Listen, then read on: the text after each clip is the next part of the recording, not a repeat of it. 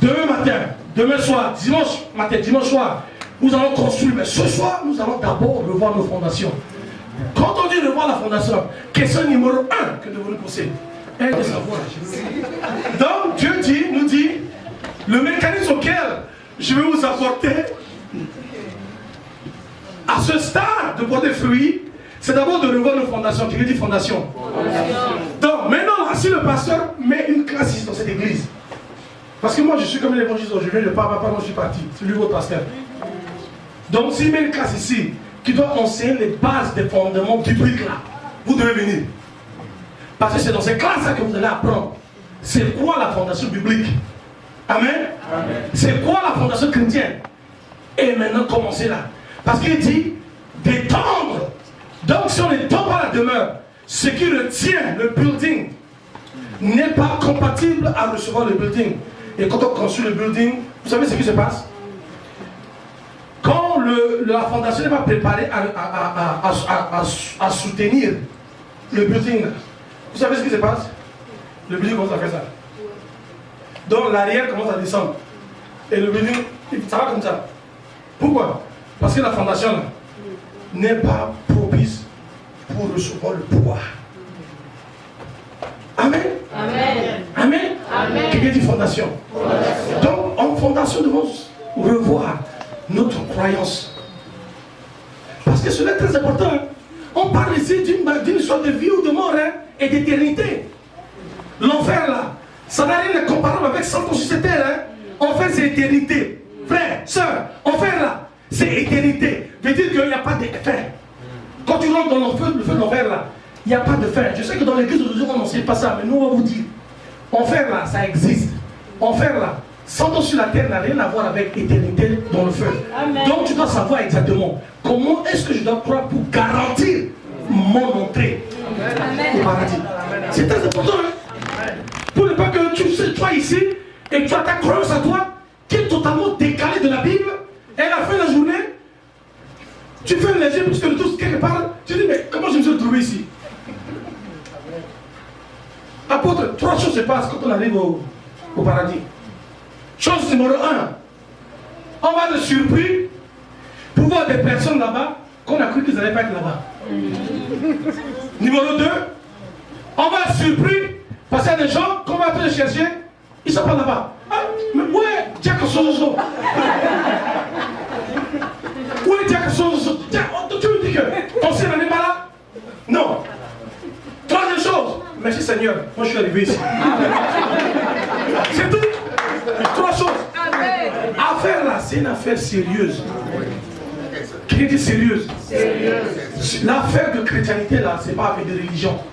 C'est une affaire sérieuse. Donc nous devons savoir exactement c'est quoi la croyance. Amen. Comment est-ce que je dois croire pour être sauvé? Et puis quand je suis sauvé là, parce qu'il y a beaucoup d'enseignements qui disent quand tu es sauvé où?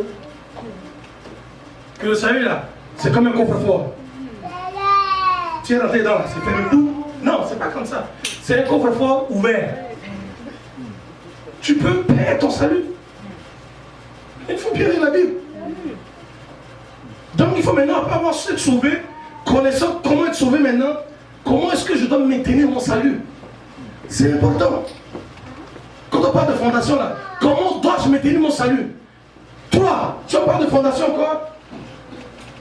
Est-ce que c'est seulement suffisant d'être sauvé et de maintenir son salut? Ou après avoir été sauvé maintenant, qu'est-ce que je dois faire ici pour garantir ma récompense?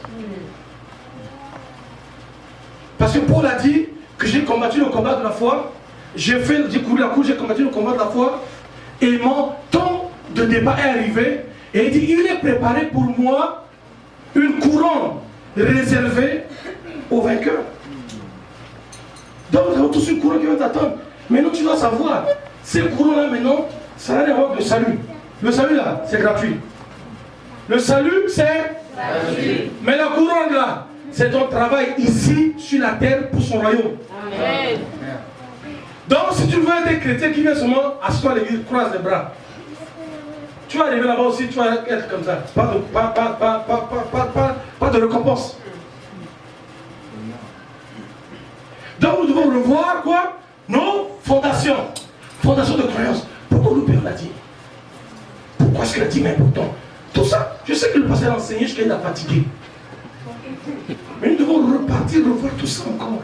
Et chaque année, nous-mêmes, toi-même, chaque année, fais un self-check.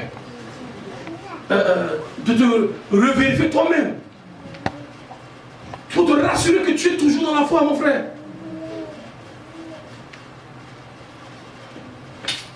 Quelqu'un dit fondation. Donc Dieu dit d'abord d'élargir, pas la tente, mais la fondation. Parce que si ta fondation est mauvaise, tout ce que tu construis là, ça ne va pas marcher. La Bible dit, hein, there is a way that seems right to man.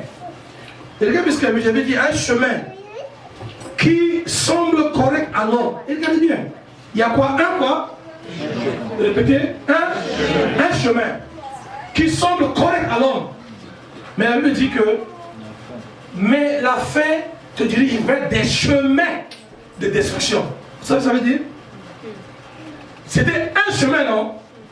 Un chemin. Mais la fin a des chemins.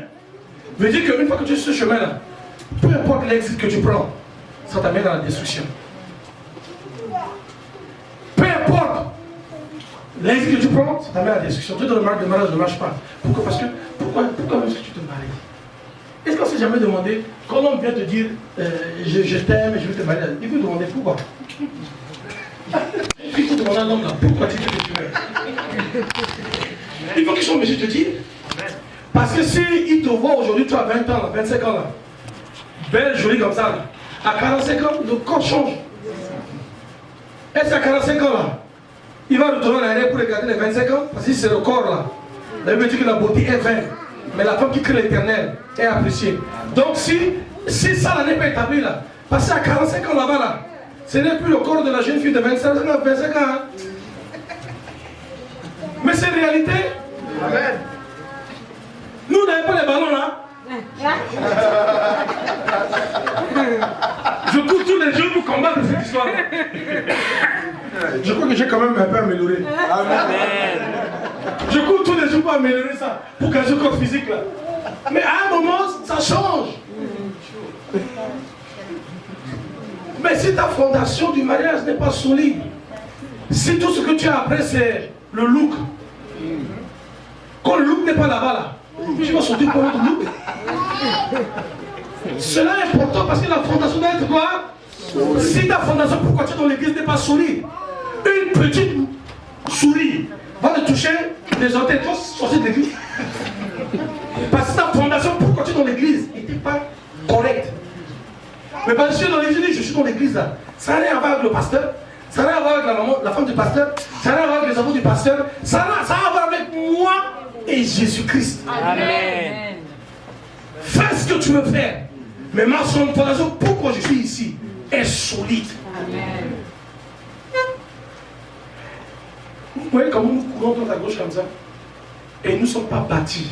Paul dit, je te remets à sa parole qui est capable de te bâtir et de te donner ton héritage.